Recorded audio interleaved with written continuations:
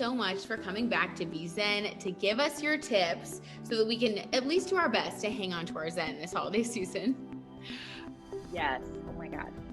You know how it is. I mean, we've talked about this. I feel like it's just a thing that we all kind of deal with.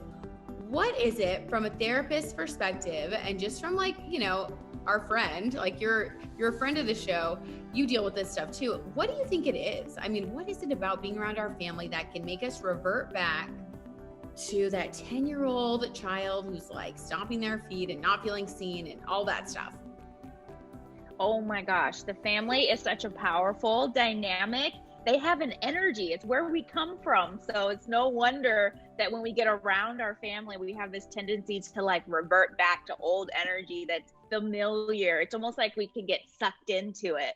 And whether we're conscious about it or unconscious, it's like, I'm here again. Sucked in is such a good word. And like, you know, I know we try to like, we always have to take personal responsibility, right? That's something we're working on.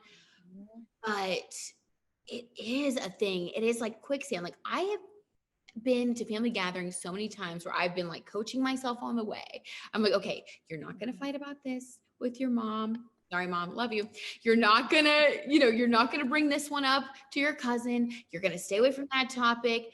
And no matter what, I don't know. It's just a thing. I just feel it. The emotions come up. Oh yeah. And their family does it the best. They know every button to push. They do know the buttons to push. Do you think that your defenses kind of go up sometimes, like preemptively? Like that's what happens to me. Like I'll be like, okay, like I know that this is going to happen. And maybe it wouldn't even happen if I wasn't so focused. Right. Could that be true too?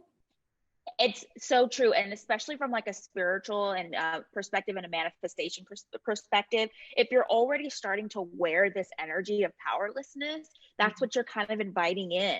So unconsciously, that's something's more likely to pop off with the family where they do one of their old antics or tricks, because you're kind of like wearing it and inviting it in from the place of fear. So I encourage to have this running dialogue where you basically like have a pep talk with your inner child, your younger self. Even if you need to go back, even if you need to go back to like a very specific age where that child maybe was the most triggered or whatever it is that's being conjured up in you at that time, I would sit that child down. I call it the empty chair. It's an actual technique. But you could do an empty couch, you could do empty floor, whatever you need to do. And you sit across from your younger self and you start to chat and remind them where we are today. We're not going back. I really love that. That is so different. I have never heard that. And that sounds like it would be really nice and like helpful. You said for all the times that your inner child felt unseen, alone, scared, betrayed, unworthy, not chosen, and unsupported.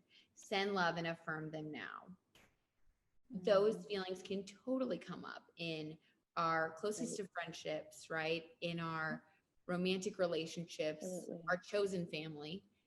So how can someone go about the process of, you know, recognizing when something is coming from a place of like, oh, you know, I have an issue with not feeling seen, or I have an issue with worthiness?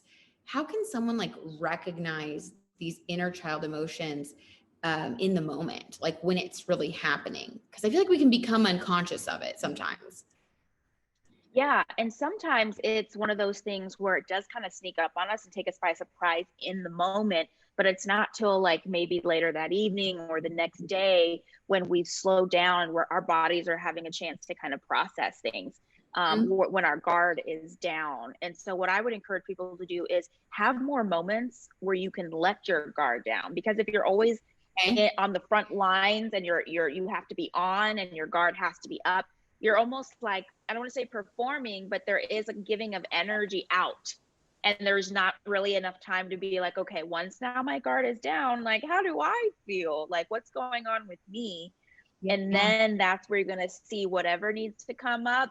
So I think alone time is one of the best things for that. We've had a lot of that lately. This is great, Whitney. Okay, perfect. This is how we can use this time productively. Alone time. I mean, embrace it. So many of us. Yeah. So, I mean, with COVID and being in quarantine, I mean, some of us are like, look, I don't want to feel my feelings anymore. Yeah, There's been so much. We felt them. We're good. We've healed enough. Time to go outside the house. I actually have had quite a few bees and bosses send some emails about questions as far as like with the holidays, how they should handle different scenarios. One of the questions that I received was from a woman who wants to remain anonymous, who is going to a very small gathering with like 4 or 5 people at her mother-in-law's house. And they have these established traditions, right? So she's coming into this situation. She's brand new, never spent a holiday with them before. And she has something that she wants to make, but she's feeling pushed out. She's not feeling seen. And I was like, this is a question for Whitney because this is an inner child thing. Maybe, or maybe it's not. I don't know. Maybe they're just being rude. So this is what we need your help with. How do you know when you should assert yourself and when it's best to let certain things go?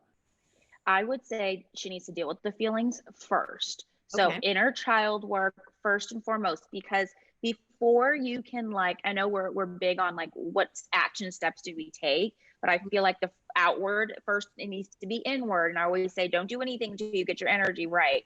Because if you do act and try to make a decision or take a step and your energy's all out of whack, or it's hurt, or there's some kind of thing that's out of balance, then I feel like we're not necessarily making an action step from the highest of places.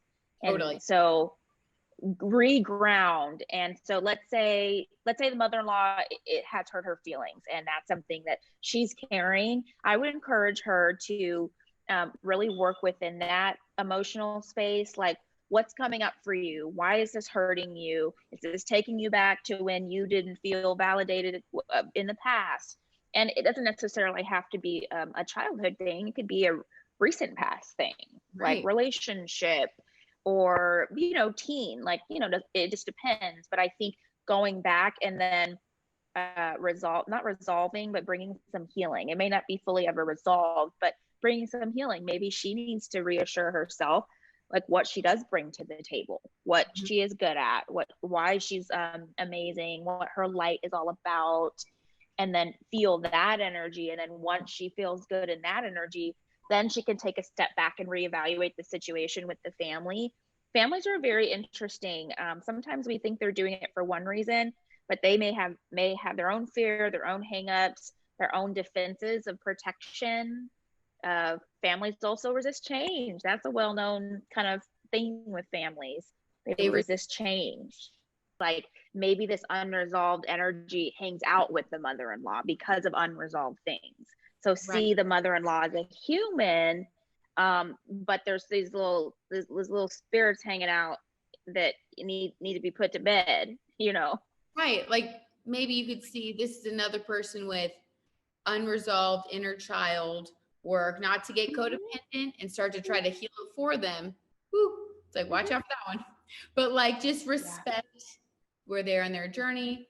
You kind of put your your protection up, you shine your light, you fortify yourself. You talked about affirmations in your post. Do you have some favorite affirmations? So for everyone who's about to, be talking to certain people that make them uncomfortable or feeling some anxiety about being triggered this holiday season, what are some affirmations or ways that they can kind of use these practices like consistently? Yeah, I like to do one where I put my hand here on my heart, like my chest area. So it's where the breath is and it's where the heart is. And then you breathe in deeply and you remind yourself that you are safe. And I feel like as children, that is something that's super common, is when we don't quite know what's going on and we don't feel like we necessarily have the power to do a whole lot about it, it does elicit fear. It's kind of like, what's going to happen? Am I going to be okay? And I think we're walking into something and we have no idea what we're going up against or, what's going on. I think that same fear can come up like, like I better like have these sentences ready to say to protect myself. Yeah, you're like the arm, like, wait a minute, cut off, like what you said. Are we putting right. the protection and, you know, the bubble of light so we can shine, or are we cutting off, pushing away, withdrawing? Right. And yeah, is there a way for people to come up with like a unique affirmation that you recommend? Or for all of the words that describe something that you feel like you lacked or you didn't get, you can turn that, like almost like repurpose that feeling and then give it back. You're affirming it now. And so I choose you. I love you. I see you. I see your beauty. I see your giving heart. I see your spirit. I see your true intention. That might be a big one for some people, whereas maybe they don't feel like their intentions are always received accurately. But if at the end of the day, you can let yourself know, like, look, I actually do see you. I see where you're trying to go. I also see what you're working on, but you're still worthy of love. And I think that's the piece we have to really get better at, unconditional love for ourselves, because it's very hard to do. It's very hard to ask. It's very hard to give unconditional love to other people. We have to figure out unconditional love for self. Are there any tips that you can give our viewers really quickly, just for like, you know, ways that they can frame things when they are in a situation where a conversation's happening? Like, are there ways to frame your statements? Are there ways to communicate more respectfully? Or I don't know, just anything you can give us. Yeah. Whitney. Oh yeah. Okay. So this is a favorite one. I laugh because I've used this one so much with my couples and families. But okay, so let's say you're at a gathering, and so somebody says something that triggers you. Okay, it's like could be something that could stir up conflict, and it's happening, right? Okay. Keep this idea of the I statement at the ready. Okay, so if you're gonna speak up and confront a situation, always try, if you can, to come from the standpoint of how you feel, what's going on inside of you. Okay. So, yeah. So, you know, I feel hurt by this. I feel sad by that, as opposed to, why did you do that? Why did you say that? Every time you do this, I feel this. Or don't say that to me. And then for everybody right now, you know, this is kind of a strange year. And then also there are people who don't have super close relationships with their family members for whatever reason. And this can also be a lonely time, like the holiday blues are a thing. Right. What is your advice for people who are feeling left out or just feeling kind of lonely right now? I would say to them, try not to focus on this comparison of holidays before versus holiday now.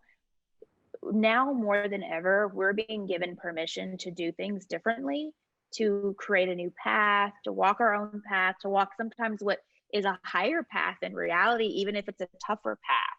So don't forget that. If you are spending the holidays alone or just doing something completely different out of your normal routine or comfort zone, try to see, okay, what's in this that's going to show me and grow me to the next level.